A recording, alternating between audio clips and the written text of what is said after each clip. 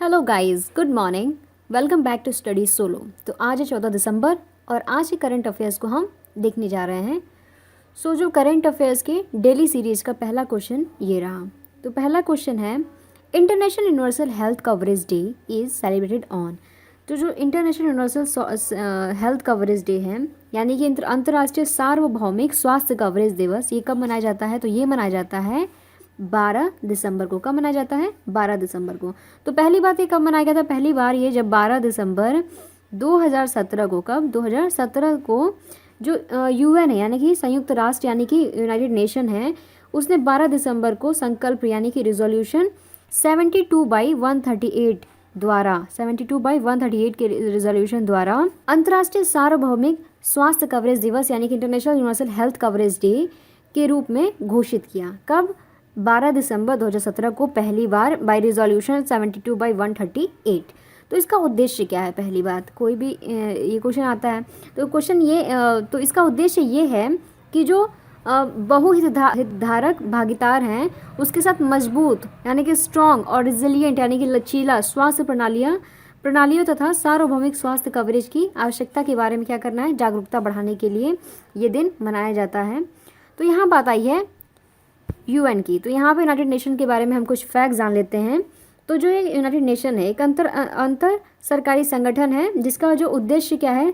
शांति एवं सुरक्षा बनाए रखना है, राष्ट्रों के बीच मैत्रीपूर्ण संबंध विकसित करना, अंतर्राष्ट्रीय सहयोग प्राप्त करना। तो इसका मुख्यालय कहाँ है? तो इसका मुख्यालय है न्यूयॉर्क में, जो कि यूनाइटेड स्टेट्स में है। और फाउंड कब हुआ था, स्थापित कब किया गया था? 24 अक्टूबर 1945 में सैन फ्रांसिस्को में, कैलिफोर्निया में, संयुक्त राज्य में। आधिकारिक भाषाएं कौन कौन सी हैं इसमें? तो इसमें कौन कौन सी भाषा आधिकारिक है, याद रखना है, मेरे साथ आप बोलते चलिए। अरबी, चीनी, अंग्रेजी, फ्रेंच, रूस, स्पेनिश। एक बार फिर से, जो इसकी आधिकारिक भाषा है संयुक्त राष्ट्र की, यूनाइटेड नेशन की, वो है अरबी, चीनी, अंग्रेजी, फ्रेंच, रूस, स्पेनिश। ठीक है। स्थापित कब हुआ? 24 अक्टूबर 1945 को। और इसके महासचिव यानी कि जो सेक्रेटरी जनरल हैं वो कौन है? Antonio Guterres. कौन है? एंटोनियो गुटेरेस इसके महासचिव हैं। और इसके संस्थापक कौन कौन से देश हैं? तो इसके संस्थापक हैं US, India, Iran, UK, Australia etcetera. ये सभी देश इसके संस्थापक हैं। तो इसमें इंडिया का नाम आया तो ये बहुत इंपॉर्टेंट हो जाता है। तो यूनाइटेड नेशन के कौन कौन से फाउंडर्स हैं? US, India, Iran, UK, Australia etcetera. तो इसको एक दो बार आप पढ़ लेंगे तो आपको याद हो जाएगा। तो इसको रेगुलरली आपको रिपीट करना चाहिए, तभी ये सब चीज़ें याद रहती हैं लॉन्ग टर्म के लिए। तो आगे बढ़ते हैं नेक्स्ट क्वेश्चन पे। Now the next question is, dash launches world first satellite based narrow band IoT network. तो वो कौन सी कंपनी है जिसने लॉन्च किया है दुनिया का पहला उपग्रह आधारित नेटवर्क नैरोबैंड IoT? IoT का फुल फॉर्म होता है इंटरनेट ऑफ थिंग नेटवर्क। तो कौन सी वो कंपनी है? तो वो कंपनी है BSNL। तो जो भारत संचार निगम लिमिटेड ने सैटेलाइट आधारित narrow band internet of thing यानी कि IoT को लॉन्च करने के लिए global machine connectivity solution company, कौन सी company? Global machine connectivity solutions company sky locate India जो है के साथ साझेदारी की है। तो जो स्काई लोकेट इंडिया है यही वो कंपनी है जिसने IoT समाधान को विकसित किया है। तो ये क्या काम करेगा? ये भारतीय समुद्रों सहित पैन इंडिया कवरेज प्रदान करने के लिए BSNL उपग्रह ग्राउंड इंफ्रास्ट्रक्चर से जुड़ेगा। ठीक है। तो ये जो समाधान है भारत के मुख्य क्षेत्रों में सस्ती और अभिनव दूरसंचार यानी कि टेलीकम्युनिकेशन सेवाएं और उत्पाद प्रदान करने के लिए प्रौद्योगिकी का लाभ उठाने के लिए BSNL के दृष्टिकोण के अनुरूप है। तो यहाँ बात आई है BSNL की। तो BSNL के बारे में हम एक दो फैक्ट जान लेते हैं। तो BSNL यानी कि भारत संचार निगम लिमिटेड BSNL है। तो ये जो कंपनी है इसके जो CEO हैं ये हैं प्रवीण कुमार परवार हैं, हेडक्वार्टर न्यू दिल्ली में है और फाउंडर है गवर्नमेंट ऑफ इंडिया। तो आगे बढ़ते हैं, इतना इस क्वेश्चन से हम जानते हैं, आगे बढ़ते हैं। So the next question is, which is union territory is declared as first union territory to become 100% organic. तो कौन सा यूनियन टेरिटरी है जो पहला ऐसा घोषित हुआ है, पहला यूनियन टेरिटरी है जो 100% यानी कि 100% जैविक बनने वाला पहला केंद्र शासित प्रदेश घोषित किया गया है? तो वो कौन है? तो वो है लक्षद्वीप। कौन है? लक्षद्वीप। तो हमको ये यहाँ से याद रखना है कि पहला राज्य कौन सा था जो डिक्लेयर किया गया था टू बिकम 100% ऑर्गेनिक? तो वो था सिक्किम। कौन था? सिक्किम। और पहला जो यूनियन टेरिटरी बना है वो है लक्षद्वीप।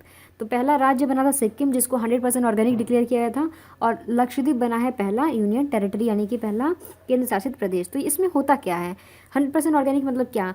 तो 100% ऑर्गेनिक मतलब कि इनके जो भी उत्पाद होते हैं जो भी खेतों में, तो वो 100% ऑर्गेनिक चीज़ों का यूज़ करके होता है। उसमें कोई भी आर्टिफिशियल या कोई भी ऐसी आर्टिफिशियल केमिकल्स का यूज़ नहीं, 100% ऑर्गेनिक जो कि नेचुरल चीज़ों से बनकर यूज़ होते हैं खाद्य पदार्थ। तो इसलिए इसको 100% ऑर्गेनिक डिक्लेयर कर दिया गया है। तो जो कृषि मंत्रालय है ने लक्षद्वीप को 100% जैविक बनने वाला भारत का पहला केंद्र शासित प्रदेश घोषित कर दिया है, ठीक है। और जो लक्षद्वीप है सिक्किम के बाद दूसरे नंबर पर है। यह केंद्र शासित प्रदेश को केंद्र की परंपरागत कृषि विकास योजना के तहत उचित प्रमाण पत्र और घोषणाएं प्राप्त होने के बाद आया है, ठीक है। यहाँ बात आई है the minister of agriculture and farmers welfare यानी कि कृषि और किसान कल्याण मंत्रालय। तो इसके मिनिस्टर हैं नरेंद्र सिंह तोमर। नरेंद्र सिंह तोमर कौन है? कृषि और किसान कल्याण मंत्री हैं, और मुख्यालय है नई दिल्ली। क्या है? नई दिल्ली। तो आगे बढ़ते हैं। Next question is dash and dash tie up to boost energy storage in India.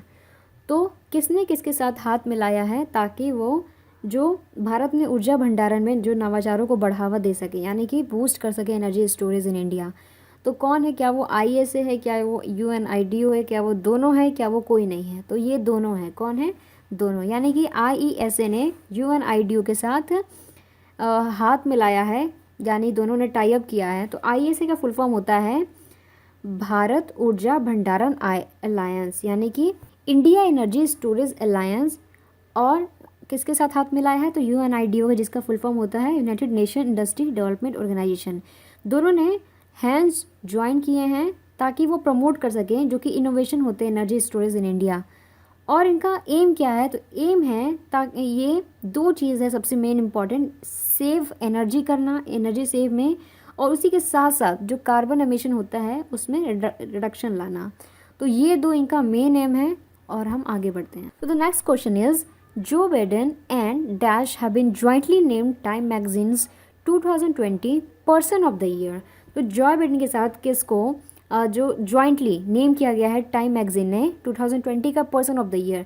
तो 2020 में दो लोग टाइम मैगजीन के द्वारा नामित हुए हैं as 2020 person of the year. तो वो हैं Joe Biden and Kamala Harris. तो दोनों आपको पता है अभी नव निर्वाचित हुए हैं, अभी अभी जस्ट इनका इलेक्शन हुआ था जिसमें कि जॉ बाइडेन डोनाल्ड ट्रंप को हराकर जीत गए थे प्रेसिडेंट का इलेक्शन US का।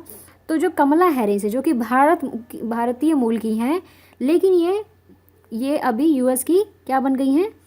वाइस प्रेसिडेंट बन गई हैं। तो दोनों को यानी कि Joe Biden and Kamala Harris को टाइम मैगजीन ने 2020 का person of the year jointly proclaim कर दिया है, नामित कर दिया है, ठीक है।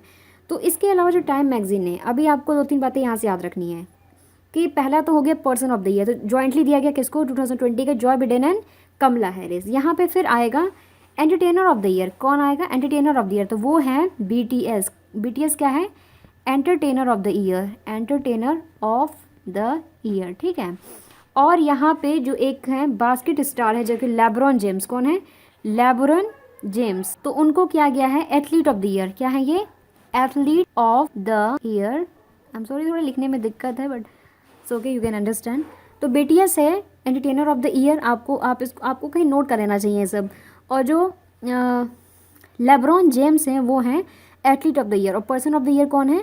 Joe Biden and Kamala Harris both jointly have been named by Time magazine as person of the year. So इतना हम इस क्वेश्चन जानते हैं। हम आगे बढ़ते हैं। अच्छा, जाने से पहले हम इतना यूनाइटेड स्टेट्स का बात आया है तो इसके बारे में 1-2 बातें जान लेते हैं। तो यूनाइटेड स्टेट्स जो है यानी कि संयुक्त राज्य अमेरिका, इसके जो 50 राज्यों का एक देश है। कितने स्टेट्स हैं इसमें? 50, ठीक है। और अभी तो राष्ट्रपति कौन है? डोनाल्ड ट्रंप है। लेकिन दिसंबर के बाद यानी कि जनवरी में शपथ ग्रहण करके जॉ बाइडेन यहाँ के जो कि नवनिर्वाचित राष्ट्रपति बन चुके हैं, बट वो शपथ ग्रहण करके जनवरी से 2021 जनवरी से वो बन जाएंगे प्रेसिडेंट।